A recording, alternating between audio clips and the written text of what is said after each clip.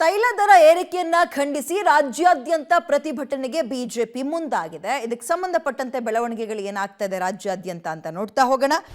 ಬೆಂಗಳೂರಿನಲ್ಲಿ ಬಿಜೆಪಿ ಕಚೇರಿಯಿಂದ ವಿಧಾನಸೌಧಕ್ಕೆ ಸೈಕಲ್ ಜಾಥಾ ಹೊರಟಿದ್ರು.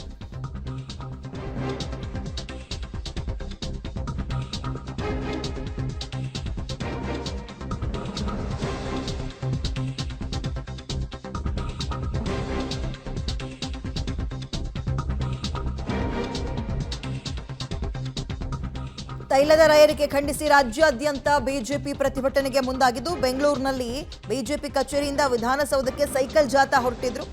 ಬಿಜೆಪಿ ರಾಜ್ಯಾಧ್ಯಕ್ಷ ವಿಜಯೇಂದ್ರ ನೇತೃತ್ವದಲ್ಲಿ ಈ ಸೈಕಲ್ ಜಾಥಾವನ್ನು ಹಮ್ಮಿಕೊಳ್ಳಲಾಗಿತ್ತು. ಬಟ್ ಈ ಸೈಕಲ್ ಜಾಥಾಕ್ಕೆ ಮಾರ್ಗದ ಮಧ್ಯೆಯೇ ಪೊಲೀಸರು ಬ್ರೇಕ್ ಹಾಕಿದ್ದಾರೆ. ಬಿಜೆಪಿ ಕಚೇರಿ ಬಳಿಯೇ ಪ್ರತಿಭಟನಾಕಾರರನ್ನ ಪೊಲೀಸರು ತಡೆದಿದ್ದಾರೆ. ವಿಜಯೇಂದ್ರ, ಸಿಟಿ ರವಿ, ಅಶ್ವಥ್ ನಾರಾಯಣ್ ಅವರನ್ನ ವಶಕ್ಕೆ ಪಡೆದಿದ್ದು ಸೈಕಲ್ ಜಾಥಾ ಹಮ್ಮಿಕೊಂಡಿದ್ರು. ಪೆಟ್ರೋಲ್ ₹3, ಡೀಸೆಲ್ ₹3.5 ಏರಿಕೆ ಮಾಡಿ ಜನರ ಬದುಕನ್ನೇ ದುಸ್ತರ ಮಾಡ್ತಾ ಇದ್ದಾರೆ ಅಂತ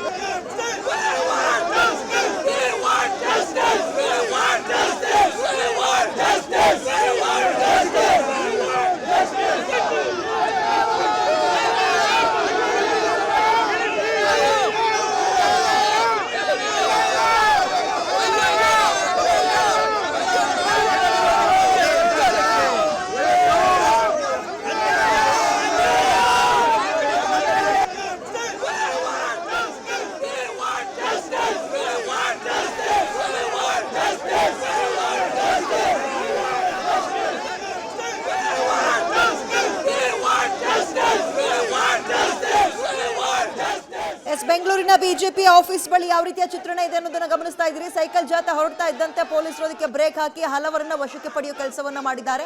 ಪರಿಸ್ಥಿತಿ ಬಿಗಡಾಯಿಸ್ತಾ ಇದ್ದಂತೆ ಪೊಲೀಸರು ಅವರ ವೆಹಿಕಲ್ ನಲ್ಲಿ ಎಲ್ಲರನ್ನು ತುಂಬಿಕೊಳ್ಳುವ ಕೆಲಸ. ವಿಜಯೇಂದ್ರ, ಸಿಟಿ ರವಿ, ಅಶ್ವಥ್ ನಾರಾಯಣ್ ಅವರ ಹಾದಿಯಾಗಿ ಇನ್ನೂ ಹಲವು ಕಾರ್ಯಕರ್ತರನ್ನ ಪೊಲೀಸರು ಬಸ್ ಒಳಗೆ ತುಂಬಿಕೊಂಡು ಈ ಒಂದು ಜಾಥಾಕ್ಕೆ ಬ್ರೇಕ್ ಹಾಕೋ ಕೆಲಸವನ್ನ ಮಾಡ್ತಾ ಇದ್ದಾರೆ. ಸದ್ಯ ಬೆಂಗಳೂರಿನ ಬಿಜೆಪಿ ಆಫೀಸ್ ಮುಂಭಾಗದ ಚಿತ್ರಣವನ್ನ ಗಮನಿಸ್ತಾ ಇದ್ದೀರಿ. ನ್ಯಾಯ ಬೇಕು ನಮಗೆ, ಸರ್ಕಾರ ಈಗಲೇ ಈ ದರ ಏರಿಕೆನ ವಾಪಸ್ ಪಡಿಬೇಕು ಅಂತ ಆಗ್ರಹಿಸಿ ನಡೆಸ್ತಾ ಇರುವಂತಹ ಹೋರಾಟ. ಸೈಕಲ್ ಜಾಥಾ, ಬೈಕು ಕಾರು ಬಿಟ್ಟು ಸೈಕಲ್ ಅಲ್ಲಿ ಹೋಗೋ ಪರಿಸ್ಥಿತಿಯನ್ನ ಕಾಂಗ್ರೆಸ್ ಸರ್ಕಾರ ತಂದಿದೆ ಅಂತ ಸೈಕಲ್ ಜಾಥಾ ಹಮ್ಮಿಕೊಂಡಿದ್ರು ಇವತ್ತು.